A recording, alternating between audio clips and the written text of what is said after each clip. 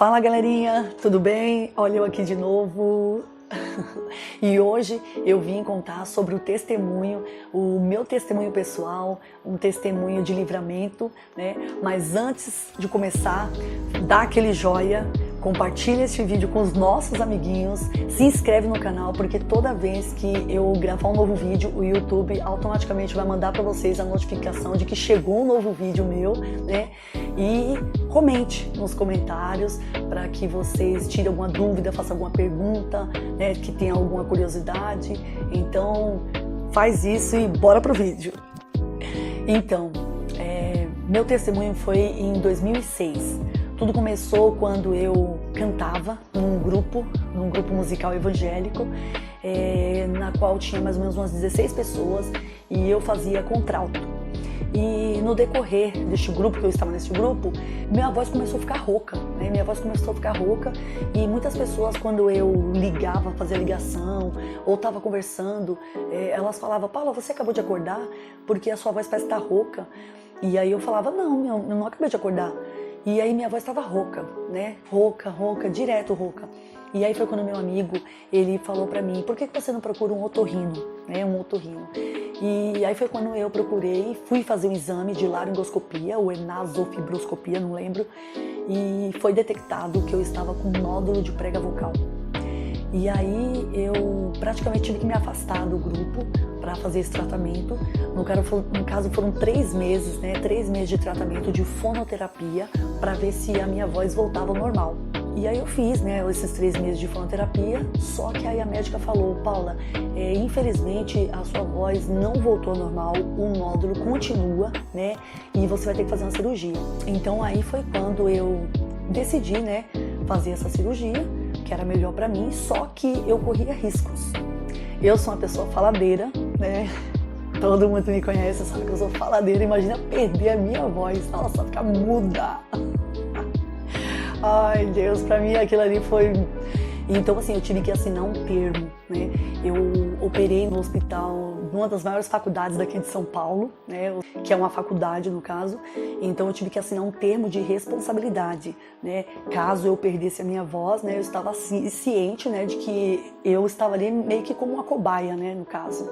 Mas é um dos maiores hospitais aqui da cidade de São Paulo. E aí, nesse dia, tinha mais ou menos uns 10 médicos, aluno, professores, né? Então ele estava nessa cirurgia. E eu estava entubada, sedada. Nessa época eu tinha mais ou menos uns 26 anos. E aí, quando eu passei pela cirurgia, estava ali passando por essa cirurgia, algo aconteceu. A minha pressão, ela estava muito alta. Eu estava com a pressão, segundo os médicos, a minha pressão foi para 24. Imagina, eu com 26 anos, a pressão 24. E os médicos me deram medicação para ver se abaixava, não abaixava. E eles fizeram de tudo e nada. Enfim, passou a cirurgia, né?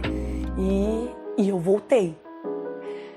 E aí foi quando um dos médicos pegou e falou pra mim. Eu não podia falar, eu tive que ficar 7 dias. Foi um dos as maiores experiências da minha vida. Ficar 7 dias muda, sem falar nada. Não podia espirrar, tossir, não podia emitir nenhum som. Porque senão eu poderia ficar muda mesmo, né? Ou dar, segundo eles, acho que uma hemorragia. Então assim, eu não podia falar nada. Então aí o médico chegou até mim, né, no centro cirúrgico mesmo, depois que eu voltei. E aí ele falou assim: Paula, você acredita em Deus? Eu falei... Aí ele falou assim: porque foi ele que te ressuscitou. Porque nós já tínhamos te dado praticamente como morta. Porque você estava sedada, entubada, e a gente estava te medicando e a sua pressão não abaixava de jeito nenhum. Então assim, foi um milagre. Deus te ressuscitou. E aquilo ali pra mim foi, sabe... Obrigada, Jesus. Obrigada pela oportunidade, né? E foi muito bom saber que o Senhor me deu uma oportunidade E aí veio o medo, por quê? Porque eu adorava louvar o Senhor. E aí eu falei, como que eu vou ficar sem cantar caso eu perca a minha voz, né? E para minha surpresa e dos médicos, eles falaram que no centro cirúrgico, quando eu fui para lá, era um nódulo de prega vocal. E no centro cirúrgico, eles descobriram na hora que eram 2, ao invés de 1. Era um de um lado direito e outro do lado esquerdo. O nódulo de prega vocal realmente é assim, toda vez que a gente fala, as pregas vocal batem uma na outra, né? Então elas formam-se como se fosse um calo, né? Então fala demais, ou pessoas que gritam, professor tem tendência a ter nódulo, pessoas que falam, sabe aquelas pessoas que falam bem de dentro para fora, assim, gritam, né? Essas pessoas têm tendência a ter nódulo. Eu é por ser faladeira demais mesmo. E também depois que eu comecei a cantar, então isso me prejudicou, por quê? Porque eu não tinha a técnica certa, né? Eu não sabia cantar impostado, né? Que nem hoje eu já sei cantar impostado ou falar impostado. E então aquilo foi prejudicando a minha voz, e aí ao invés de um nódulo que eles tinham visto, na hora da cirurgia eles descobriram que eram dois nódulos de prega vocal. Então, enfim, depois de tudo que passou, eu tive que fazer o pós-cirúrgico, né? Voltar lá de novo, novamente na fono para saber como é que tava, né? Depois de uma semana muda, eu tive que ficar sozinha, todo mundo teve que se afastar de mim, porque senão eu ia querer falar, né? Porque eu não ia aguentar, então eu fiquei praticamente uma semana sozinha. Também foi uma das maiores experiências da minha vida. Imagina, ficar sozinha e muda, não podia espirrar, tossir, nada. E aí foi quando eu voltei pro centro, voltei pra fono, né? E aí a fono pegou e falou bem assim pra mim, Paula, vamos voltar de novo, todo o processo, né?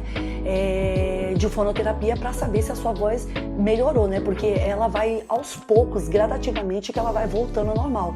Você vai estar liberada mais ou menos daqui uns 2, 3 meses, né?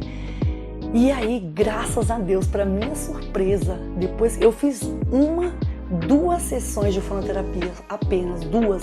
E aí a médica falou assim, Paula, você tá liberada.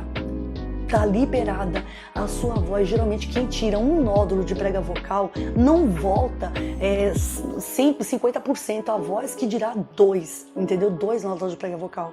As estatísticas diziam que minha voz não ia voltar 100%, entendeu? Mas graças a Deus, para o nome do Senhor, a minha voz ela voltou 100%, mesmo depois de eu ter tirado 2 nódulos de prega vocal. Então aquilo ali para mim foi gratificante, porque além do Senhor ter me ressuscitado, me dado a oportunidade novamente de estar viva, né? Ele também me deu o livramento de não perder a minha prega vocal, a minha voz, né? E eu poder voltar a louvar o Senhor com a voz 100%, né? Então assim, eu fiquei muito feliz e muito grata a Deus por essa oportunidade, né? E aí sim começa um longo processo, uma outra etapa na minha vida, que foi o quê? Que foi a parte de eu ter ficado tão grata a Deus pelo que Ele tinha feito por mim, que eu falei, mediante tudo isso eu só posso agradecer a Deus. E eu quero agradecer a Deus de alguma maneira. Eu quero louvar o nome do Senhor. Eu quero pregar o Evangelho através da música. E aí foi quando, na época, o pai dos meus filhos e eu tiramos tudo que nós tínhamos. Na época a gente investiu praticamente, naquela época, em 2006, foram R$5.000. 5.000, por quê? Porque cada música que eu comprei foi R$500. Então eu gastei 5.000 para poder pagar as 10 músicas, né? E também para duplicar as cópias, né? De um CD. Porque eu falei, Senhor, é isso que eu quero. Eu quero fazer um CD para poder agradecer tudo que o Senhor tinha feito por mim.